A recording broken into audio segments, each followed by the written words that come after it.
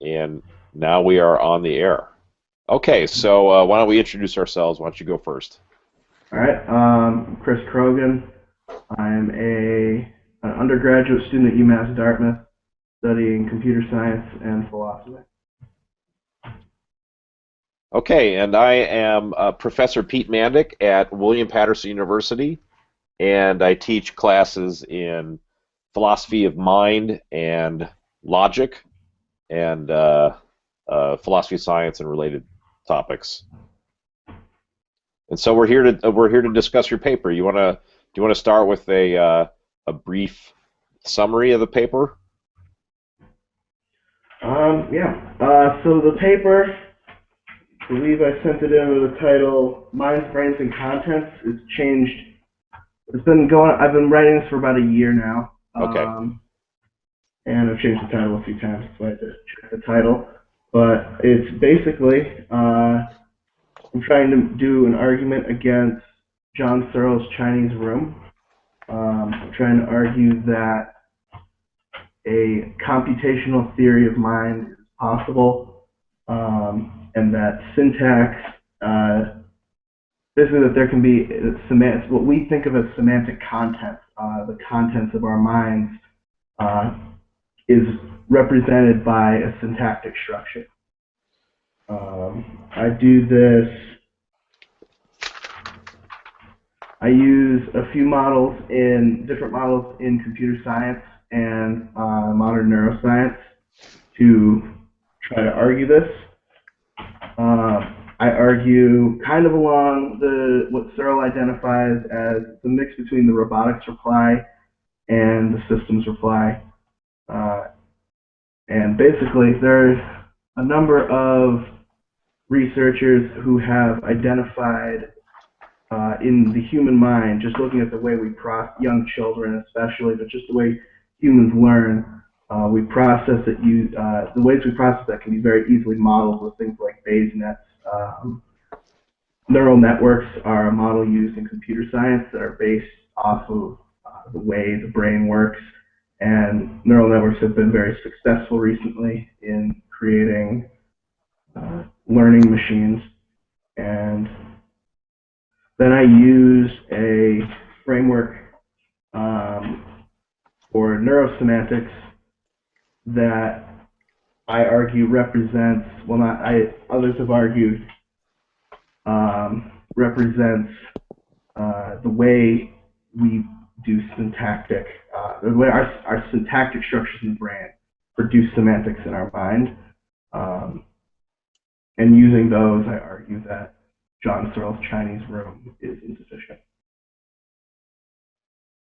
Okay. Do you wanna say a little bit more about how the argument goes? In your paper you talk about what kind of according to you, you think there are some computational systems that the Chinese room argument is successful against, but that you are focusing on computational systems that you think are invulnerable to the Chinese room argument.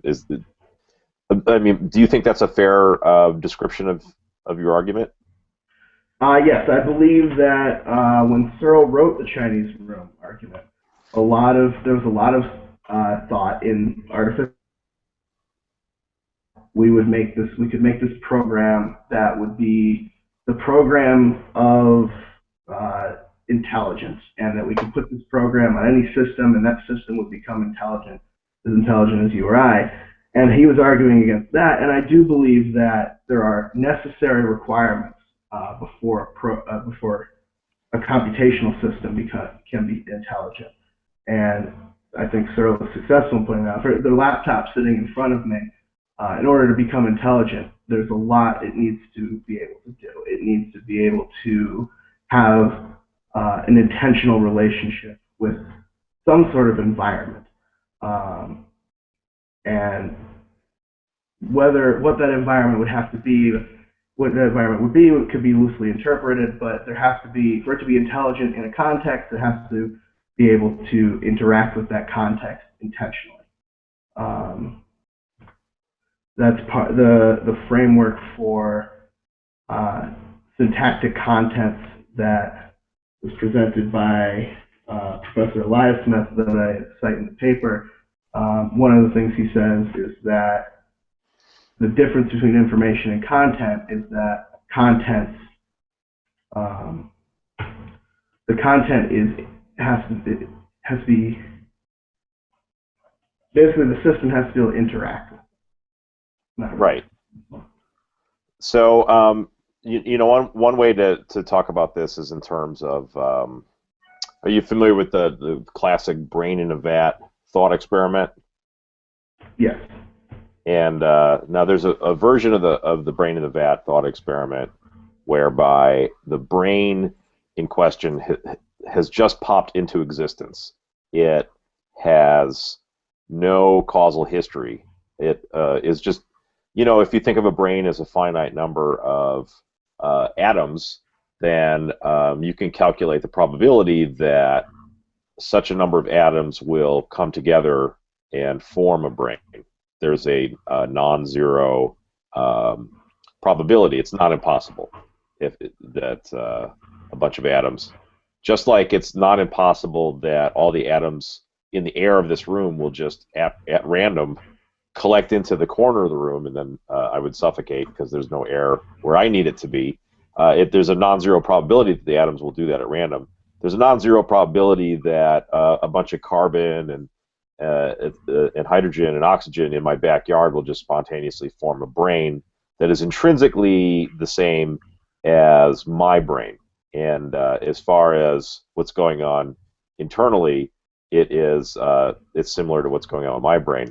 And there's one way of thinking about what semantic content is that it depends on certain kinds of causal relations to the environment, maybe historical causal relations to the environment, and this hypothetical, spontaneously arising brain wouldn't have those historical relations. And so even though the brain that just popped into existence is, in terms of internal structure, just like my brain, it isn't able to think about things like, for example, sandwiches or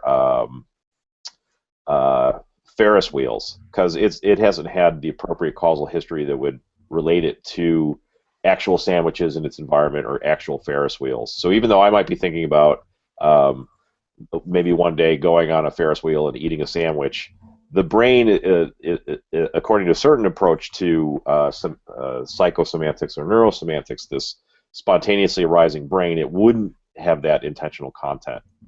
I'm kind of curious, what do you think of that kind of brain in a vat thought experiment? Do you think that the relations to the environment that are crucial for semantic content wouldn't be instantiated in this spontaneously arising brain? To be honest, I don't know exactly how to respond to thought experiments like that. I'm kind of on the fence. Okay. Because the way from the way I see it, it would depend on how the brain works and things about the brain that I don't fully understand. But I would say it's definitely an interesting question. I'm not sure if I have an answer to that. So there's one way of describing the sorts of issues that that your paper is about, and that the Searle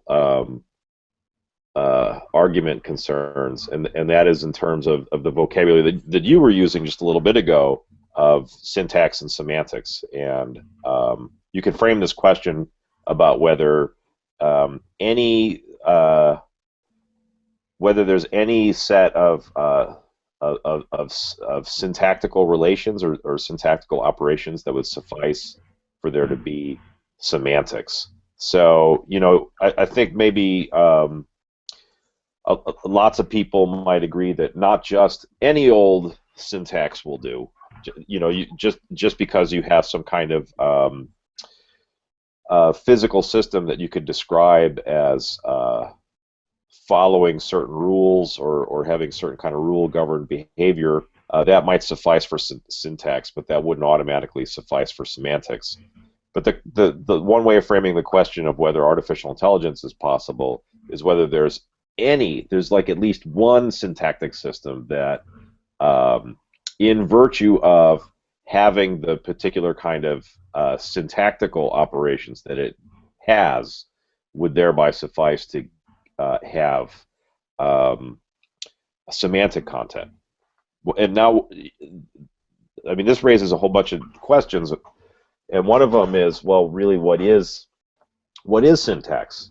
And one way of thinking about what syntax is supposed to be is in terms of something like intrinsic structures and causal relations between parts of an intrinsic structure. So, for example, if we think about the robot reply to the Searle argument, the robot reply says, well, the Chinese room by itself, that wouldn't have any kind of that wouldn't give rise to any semantic content. But if you took the Chinese room and you stuck it in a robot so that it was the things that were going on in the room were responding to inputs that were coming in through cameras, and the things that were going out of the room were ultimately driving arms and legs and allowing this robot to move around in its environment. Then you would take the Chinese room, and it would be embodied, and it would be embedded in an environment. It'd be responding to an environment. And so, like, one thing you might say is that in the Chinese room prior to being stuck in the robot and the Chinese room after the robot, in each case you've got the same set of syntactic relations. One way of thinking about what syntax is it's just the set of relations between the symbols that are inside the room, and there's no difference about those intrinsic structural properties of what's going on inside of the room. What changes is that when you take the room and you stick it in the robot, now a symbol is ultimately being caused because the robot's camera is pointing at a tree instead of pointing at a river or a stream. And in virtue of these kinds of causal relations that lead to the outside of the robot's body, this inner syntactic item now takes on this semantic content. But the inner syntactic item, it's not doing anything different than it would have been or could have been doing prior to sticking the Chinese room into a robot. So one way of thinking about what syntax is, it's the sort of stuff that would be going on in the Chinese room, regardless of whether the Chinese room was inside of a robot or not. And to relate this to brains, you might think then that my brain and the hypothetical isomorphic brain that just has no causal history, it just popped into existence at random in my backyard, that both my brain and that hypothetical just born a few seconds ago brain, they're syntactically identical. They have the exact same they have this exact same intrinsic states. The intrinsic states are causally related to one another in exactly the same ways. So I'm just maybe I should pause there and ask you, what do you think of that characterization of syntax? Do you think that's a good way of thinking about syntax, to say that the two Chinese rooms are syntactically the same, or the two brains are syntactically the same?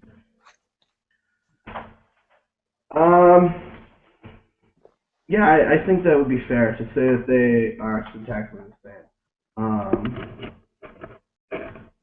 So now if you were to say that, and you were agnostic about this, so just to be fair, but if you were to say that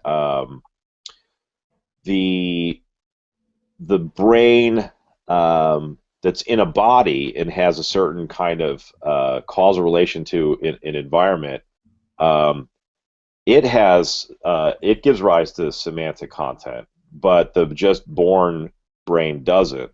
or if you similarly were to say that unless you stick it in a robot body, a Chinese room is not going to give rise to semantic content. One way I mean, you may not be committed to that view. You said you were kind of agnostic about the brain case that I gave you. But if you were to say that just the unembodied Chinese room or the brain that had no history, they wouldn't have any semantic content. But the other brain, the brain that was in the body and the robot, they would have semantic content. One way of describing that is not in terms of saying that syntax would suffice for semantics. There's that it's syntax plus something else, but it's not syntax by itself, because we're describing this in such a way that syntactically the two Chinese rooms are identical, and syntactically the two brains are identical. So if you are tempted to describe these situations in that way, then maybe you don't want to describe your position as saying that there's any kind of syntax that would suffice for semantic content. That instead, what would suffice for semantic content is a certain set of syntactic relations plus this extra stuff. The extra stuff is stuff that would lead from what's going on inside of the brain or inside of the computer to what's going on in the body of the robot and or the states of the environment. What do you think of that? Yeah, I do think it's one thing that when I submitted this paper was originally longer, and I trimmed it down to meet the requirement for the submission. And there was a section that it looks like I took out on embodiment, the necessity of embodiment, and I do believe that embodiment is probably essential. I'll go with probably essential. It seems like embodiment is essential for semantics, given the understanding of semantics as an intentional relation, which we usually assume. So I would say that in the case with the Chinese room not embodied in a robot, as well as the brain not embodied in a body, that their systems probably have the capability. Of given sufficient programming in the Chinese room, and given in the program, given sufficient conditions in the brain, they would have the ability to produce semantic content if they had the embodied ability to gather those inputs and get, like, the input. The body is essentially the input-output system. Yeah. Everything we know about the environment, everything that goes into the brain comes from our senses and our interaction with the environment, and our outputs are behaviors. So without either of those things, it wouldn't be able to. It wouldn't be able to do anything, because input-output. So, one thing I wonder about your arguments is what would Searle say about them? Would he throw up his hands and say, "Ah, you got me," or would he have some kind of counter argument? And I'm betting that he probably would have some kind of counter argument. That's usually how it goes in philosophy, right? No one is ever convinced of anything. I'm sure he could come up with something by anybody. And one sort of thing that I imagine his response would be kind of similar to what he already says about, for example, the robot response, or the. I mean, he does talk about the robot response, doesn't he? I do remember. I believe he coined the term. It was. I believe that he's the one who named it the robot reply. I know in a couple of his papers he mentions it. My memory of his response to the robot reply is a little blurry, but I do have a clear memory of his response to the systems reply. The systems reply, says, okay, right, John Searle in the Chinese room. John Searle doesn't understand Chinese, but the whole system does understand Chinese, and the whole system is this larger thing that has John Searle as just a proper part. The larger thing includes, in addition to John Searle, it includes the rule book that he's consulting. It includes the various Chinese symbols that he's looking at. It includes the symbols that are coming in through the input slots and the symbols that he's sending out through the output slots. And his response to that systems reply that says the whole system that has intentionality or understanding, he says, well, I can imagine internalizing all of that. So instead of writing things down on pieces of paper, I just memorize all that sort of stuff, so that when in theory, it's possible for me, John Searle, to memorize all the rules in the book, including all the illustrations that are in the book, so that when you show me a Chinese character, I can just think back through my memory palace like Sherlock Holmes and find the right symbol and find the right instruction that will lead me in my memory palace to the other room where I get the other symbol, and then I write the correct answer on a piece of paper. I could do all of that. It's happening inside of me, and so now there isn't this external thing that you could say is the whole system that of which I'm just a proper part. I am the whole system, and I still don't understand Chinese. I'm doing all the things that a functionalist or a AI advocate would say would suffice for understanding Chinese. I'm doing all those things, but I still don't understand Chinese. I don't quite recall what the robot. What was his reply to the robot? The robot From my response. memory, it was pretty similar to the reply to the system's reply. Was it that he just imagines what? It was the robot reply. Basically, so with the robot reply, everything the Chinese symbols are encoding, essentially encoding sensory data, and I could be wrong on this. I could be misremembering. And he's like the pilot of the robot, right? And so Yeah. he's doing all the stuff that would allow the robot to, from the outside observer, it seems like the robot understands Chinese, but on the inside there is no Chinese understanding. On the inside, there's just John Searle, like the little green guy in Men in Black. There's that one. They open up that like robot's face, and there's like a little green alien driving the robot. Yeah. That's John Searle. He's little green philosopher, John Searle, and so I'm inclined that if we're remembering the robot reply correctly, I'm inclined to think that Searle would just press that reply again against your favorite computational systems. He would say, I don't care what kind of computer you're talking about. If it's not a brain, then it's still a computer, and I could do all those things that the computer is doing.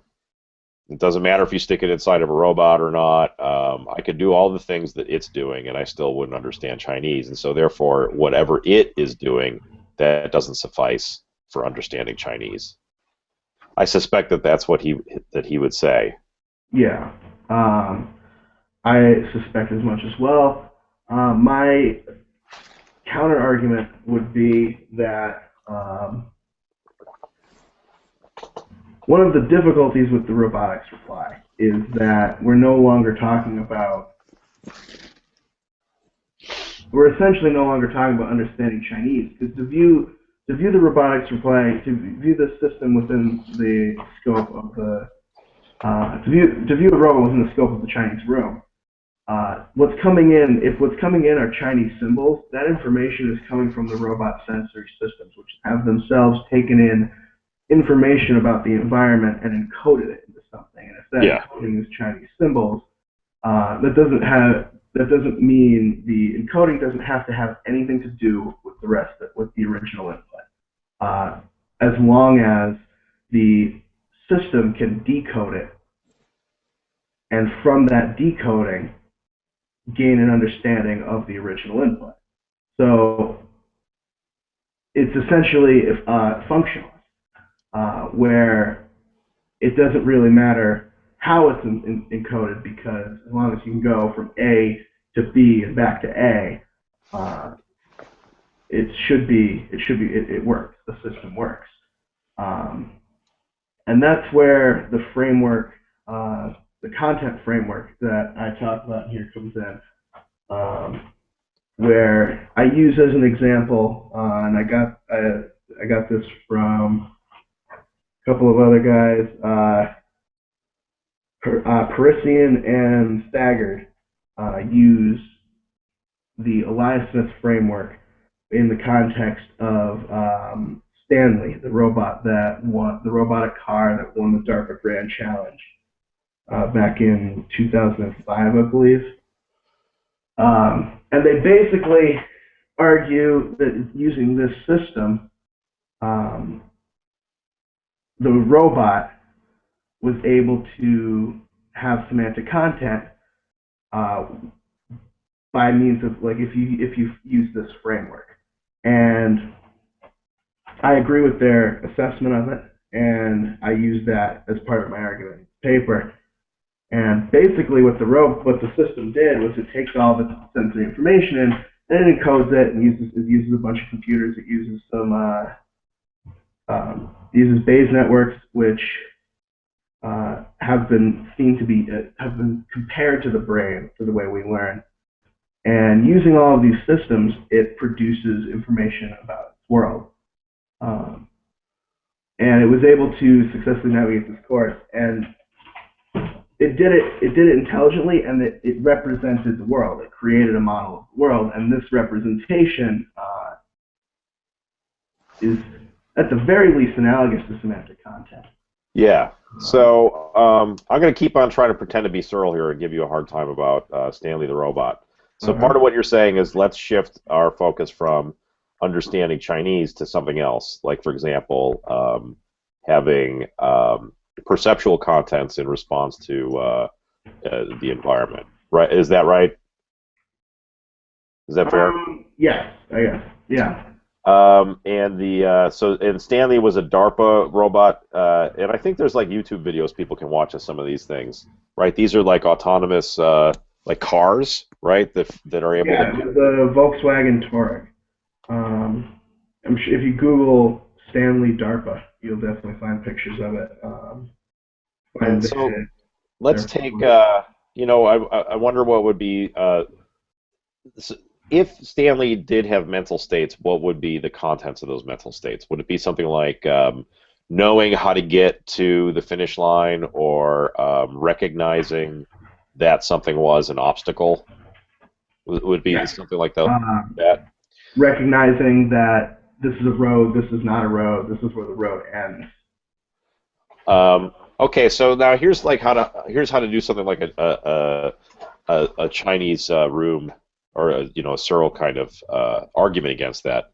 I'm going to change the example kind of slightly, but suppose we had a robot that was programmed to recognize faces, and so we show the robot, a picture of your face, and we tell the robot, okay, that's Chris Crogan, and we show it a picture of my face, and we say that's Pete Mandik, and then we train it on like 100 different faces, and it gets pretty good. As far as behaviorally, the way it behaves is about the way that a human would behave, who you would be tempted to describe as really good at recognizing faces. Like they could, some people, you probably have friends that are like this. They're just like really good at recognizing celebrities. You're like, who's that guy? And they're like, oh, I know, it's John Smith, and they always get it right. They're super recognizers. And so imagine this. Imagine we got around Searle, and John Searle has never laid eyes on you. He's never seen you with his naked eyes, and he's never seen a photograph of you, and neither has he seen me. He's never been introduced to me, never laid eyes on me or any photograph of me. And he's inside the room, and what is he doing? He's manipulating representations that none of them themselves look like you or look like me. And and he's driving this robot around, and the robot is producing sounds that sound like, the robot points and says, "That's Chris Crogan. Hi, Chris. Good to see you again," says the robot. "That guy over there is Pete Mandik," says the robot. And inside the room, it's just Searle's just pushing buttons and stuff. And if you took Searle out of the room and you showed him me or a picture of me, or if you showed him you or a picture of you and said, "Do you recognize these guys?" He would say no. If you asked him, "Who are these guys?" he would say, "I don't know. I've never seen them before." So that's we're not talking about understanding Chinese. We're talking about a different kind of mental state now. But it's a kind of it's still a kind of knowledge, I guess. In the case of understanding Chinese, you know what the person is saying. In the case of facial recognition, you know whether you've seen that face before, and you might know even further who that face is. Identifying information and can apply it a visual presentation of the face. So, John Searle, he himself doesn't know who you are, and he doesn't recognize who you are, but he's pushing the buttons inside of the robot, and the robot is making these behaviors that would, on the outside, would seem like he's pretty good at recognizing faces. It seems to me John Searle would just give the same argument again. He would say, you know what, like this this shows that artificial intelligence is baloney. That I could do all the things that you're saying would suffice for recognizing faces, but this shows that doesn't suffice, because I could do that without myself knowing who you are. I could do that without being able to recognize your face. Well, I think maybe not the original robotics reply, but possibly the original robotics reply, and at least my response here. One of the key things is that the robot is more than just the computer. It's more than just the arithmetic logic unit in the computer that's manipulating all of the bits that represent all of it. So in this example, Searle is in there pushing the buttons. Yeah. There was a study. I can't remember who did the study. I remember reading about it. There was a study they did that they had people. They were using fMRIs, and they had people push a button. Or no, I don't even know if they pushed a button. They told people to look for. They gave them a bunch of pictures of celebrities, and they said, "Look for Pamela Anderson." And they found a neuron that fired only when they were looking at photographs of Pamela Anderson. It also fired when they looked at the name Pamela Anderson just typed out, and it also fired when they had a sketch that looked like it. But it didn't fire for anything else. Uh-huh. If you look at that neuron doesn't know who Pamela Anderson is. It's firing, telling the brain as a whole who the face is. But it doesn't know. It's just responding to the neurons that are connected to it. The neurons leading up to it build up the potential, and then it fires. So it's not responding to the semantic content is not within it. It's within the whole system. And that's why kind of a robotic systems reply hybrid that I think gives us the best reply to the system, the Chinese realm. The Pamela, the thing about the Pamela Anderson neurons is intriguing. I don't think anyone would want to say that the neuron by itself understands who Pamela Anderson is. Like we could take that neuron out and keep it alive in a petri dish, and we could stimulate it, give it a little electric shock, and that probably wouldn't suffice to be a system that is thereby thinking about Pamela Anderson. And so I'm with you on that one, and probably a neuron would have to be hooked up to a much larger system in order for there to be any recognition or awareness or thinking about Pamela Anderson. But there is, I think, an important question about like how much of the system. So, for example, you know, I could get a haircut, and you know, you could shave me bald, and you could cut my fingernails and toenails, and I'd still be able to think about Pamela Anderson. You could chop off my arms and legs, and I'd still be able to think about Pamela Anderson, right? Yeah, I mean, please don't do that, but I'm begging you. But you know, probably that wouldn't affect my ability to think about Pamela Anderson. And we could, you know what, we could get rid of Pamela Anderson. Not that I'm recommending anyone bring any harm to Pamela Anderson, but if she just exploded, stopped existing, I don't. That's fine. I don't need her anymore. I can still think about Pamela Anderson. So it seems like there's a lot of stuff that is dispensable, and you know, the single neuron doesn't seem like enough. But do we really need the whole body and the whole environment, including Pamela Anderson? That seems too extreme. Also, it seems like we need something a little bit smaller and a little bit more narrow. But how small and how narrow? That's a really, really tough question. Well, you know, one thing I suspect about all the John Searle stuff, and you know, you and I agree that ultimately artificial intelligence is great. There's at least some artificial systems that would suffice for intentionality, and we both agree that ultimately, you know, the Searle argument isn't successful. I think we might disagree a bit about exactly what's wrong with the Searle argument, and maybe I could take some time now to say something about that. Does this sound all right? Yeah. So, my suspicion about the Searle argument is that it's just way too strong. He, you know, he assumes that he himself has Chinese understanding, and I'm happy to grant him that. And he assumes that he has a brain and that he understands Chinese in virtue of his brain, and I guess I'm happy to grant him that also.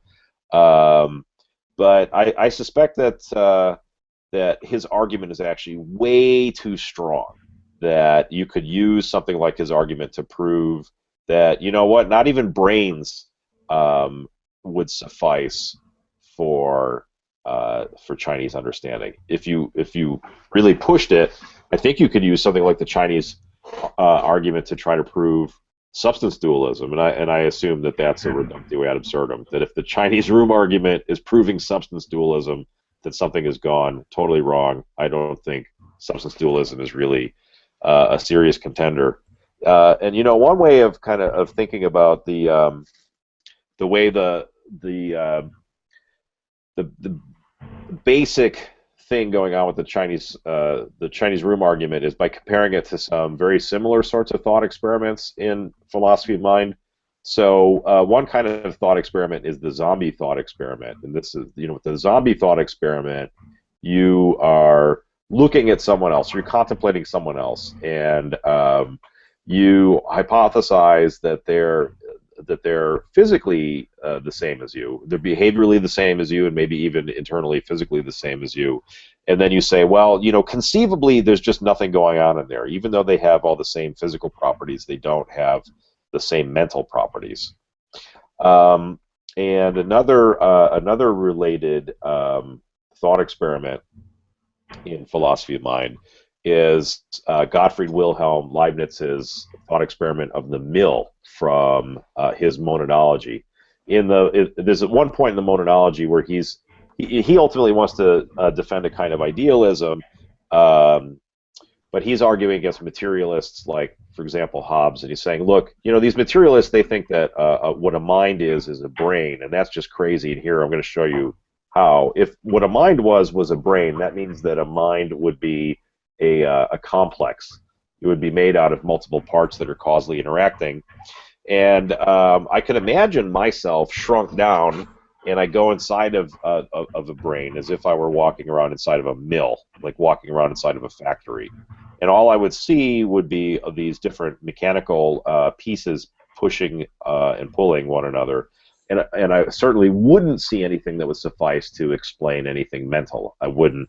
In Leibniz's case, he focuses on perception.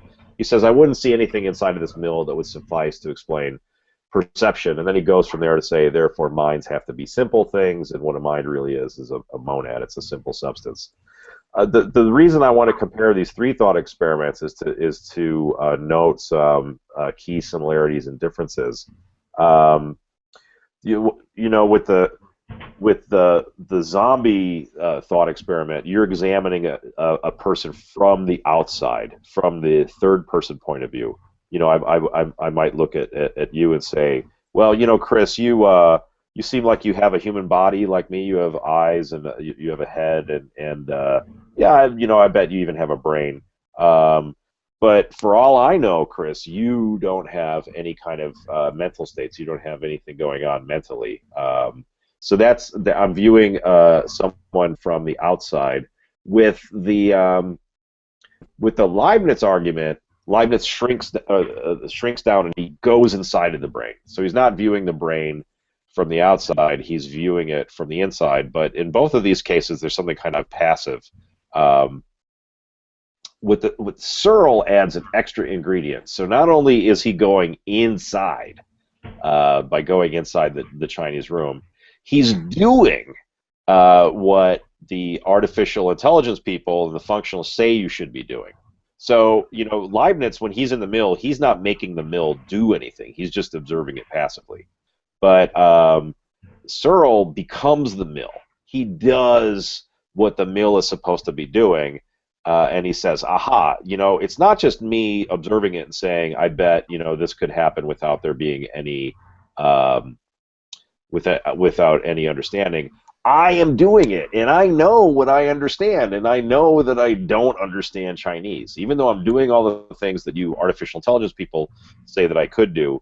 So, you know, like part of what's crucial in the Searle argument is that he's doing the things that his opponents say you're supposed to be doing, and second, he is going in there with knowledge. In the zombie thought experiment, you don't really know.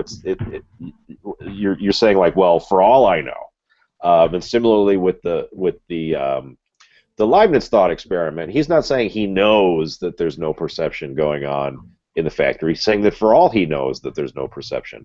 But the genius of the Searle argument is he claims to have knowledge. Like, I know that I don't understand Chinese, and I could nonetheless I could do all those things that are supposed to suffice, but since I still wouldn't know. And I think you could take that kind of argument and you could direct it at just plain old brains instead of a functional isomorph to a brain, just a brain. As long as the brain admits of some kind of like coarse-grained causal description, and it could be something pretty fine-grained. It could be something down at the level of molecules or whatever. Whatever you think it is that brains are doing, you could shrink down a Searle and you could have him do all those things. As long as you grant to him in the first place that he knows what he thinks he knows, he can always assert that he could do those things without having the knowledge of Chinese or the knowledge of faces. He could do the things, and so yeah, I think you could whatever you think brains are doing. And by the way, Searle, he claims to love brains, but he never tells us what's so great about brains. He doesn't tell us what brains are doing that computers couldn't do. I think if someone were to commit and were to say what brains are doing, then you could bring in a version of Searle that says, you know, I could do that too without understanding Chinese. And I think really the right way to respond to the Searle arguments is to just not grant that he has that kind of knowledge. And what's the kind of knowledge that he claims to have? He claims to, number one, know the inside of his own mind. And further, he claims to know the inside of his own mind across a wide range of counterfactual situations. So it's one thing to say like I know right now what I'm thinking. So like right now I know I'm thinking about my coffee cup.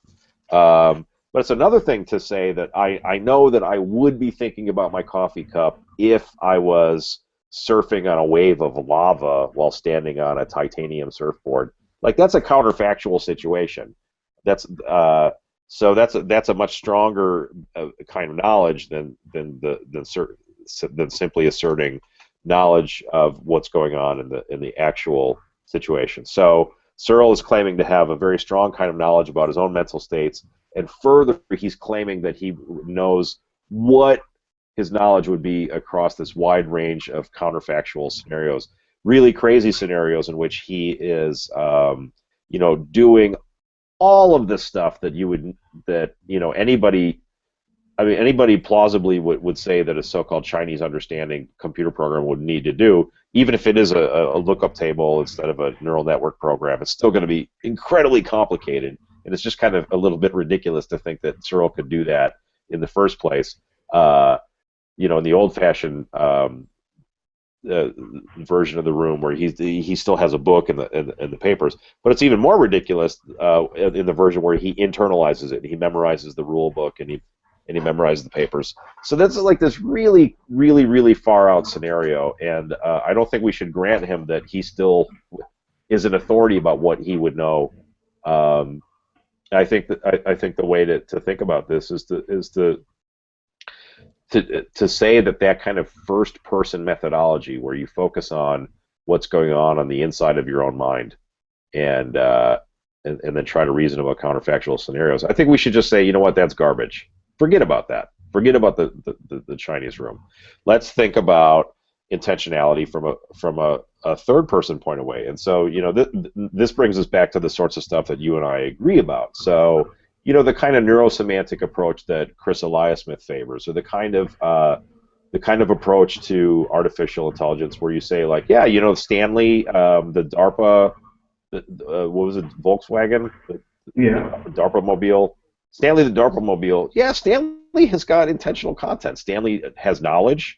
What does Stanley know? Stanley knows how to win the race. Stanley knows how to avoid obstacles. Stanley might be able to recognize that something is an obstacle and maybe thus, in some sense, have a concept of an obstacle. So it's got a certain kind of conceptual or propositional knowledge. It knows that. It knows that it has finished the race. It knows that the thing that it's looking at is an obstacle. And the criteria that we apply to Stanley are very much the criteria that we apply to one another. They're criteria that are answerable to these sorts of third-person accessible pieces of evidence. They're largely behavioral criteria. That's how we know. And the first person access that we have actually plays a relatively small role in propping all this up. And maybe I might even go so far as say something extreme that we do that afterwards. Like the people learn how to talk about themselves and have some kind of grasp on their own mental states after they are first conversant in these third-person applications of mental states. So I think that's the way to go against Searle, is to just kind of hit the ground running, blowing him off.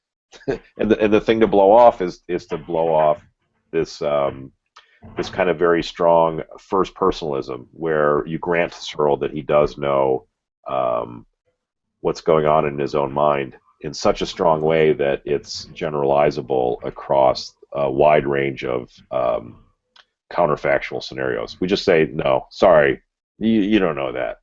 But what we do know is that of one another that we have mental states. We do know that. We know, look, I know that you have a mind and that you're intelligent and you're not just a lookup table. I know that. And how am I able to know that? Well, it's not because I scanned your brain, Chris. I didn't check to see if you have a brain. You might just have a bunch of microchips going on in there. You might be a cyborg. I don't care. It's fine by me. I'm not a chauvinist. And so that's the way I think ultimately, about the big items you and I agree on. but I think that we disagree about exactly what's wrong with Searle. Yeah, I mean everything you just said sounded made sense. Especially the I completely agree with you on the fact that if Searle, the idea of memorizing this rulebook. In the argument, he says the rulebook is sufficiently complicated, or should be as sufficiently complicated as we think it needs to be to denote what we think intelligence would be. Well, the computer science people can write some complicated programs, and it would be very difficult to memorize, and possibly impossible to memorize. And if you did memorize it, I think it would completely change the way he viewed. I think it would change the way Searle viewed information if he was able to memorize something of that magnitude. Yeah. So is there anything nice that we could say about Searle? I think that the idea of semantics as a necessity for intelligence is incredibly important, and at the time was probably not given the weight it needed to be. I think that his argument is definitely something that we in the computer science field, the AI field, should consider, even if with a grain of salt, and should strive to overcome. And how about the syntax and semantics distinction? Is that still? I think syntax and semantics should be distinguished, but I'm not ready to accept that syntax. Well, I guess syntax. I do think that syntax with embodiment can lead to semantics. I don't think that syntax without embodiment can. So, yeah, I agree with him on that. Let me ask you a slightly unrelated question, but I think we can tie it in. Would you allow yourself to be mind uploaded? Do you know about mind uploading? I mean, I'm familiar with the concept. Yeah. So we scan your brain. We scan your brain, and we take the information that we get from the brain scan, and we create a very high resolution computer simulation of your brain. So that any question we would ask you, this computer simulation would give the exact same answer that you would give. And so there's two questions about mind uploading. One is whether this computer simulation would have a mind, and then another question is whether it would have your mind, like whether that would be you. So that if something happened to you, like your brain died, you got in a car accident, or you fell in a volcano, or both, you have a backup, and you live on as this backed up file, and we could just boot you up, reboot this simulation, and you continue. So the reason I bring this up is because you sound like you're one of those embodiment people. You think embodiment is important, and one way of describing what's going on with this mind uploading thing is that we're getting rid of the body, and if you're a real strong embodiment proponent, you would say, yeah, sorry, that if you're leaving the body behind, that thing is not a mind in the first place, and so since it's not a mind in the first place, it's not going to be my mind. I don't think it'd be my mind. As far as something happened to me, could clone me, download it. I'm not sure. I think they're very interesting. I think it's a very interesting thing to consider. So you think it might be a mind, but you're not super sure. I think if re-embodied, it's a mind. If you can re-embody it, it's a mind. But what if instead of putting it in a body, like a robot body or whatever, we just put it in cyberspace and it interacts with virtual reality? I think it's. I mean, I think that's a mine too. Earlier I said. Okay. I wasn't earlier. I was kind of stumbling over my words a little bit, and I was talking about environment, how it has to interact with its environment, whatever that might be. When I say whatever that might be, if you create a simulated environment and you have an intelligent agent program that is interacting with that environment, it is intelligent in the context of that environment, I would say, because and it's a body within the context of that environment. Um, the environment doesn't have to be the real world. Okay. Well, that helps clarify what where you're coming from with the pro embodiment stuff. So we should probably wrap this up. I think we've gone for a full hour. Okay. Do you have any last words on Searle and artificial intelligence?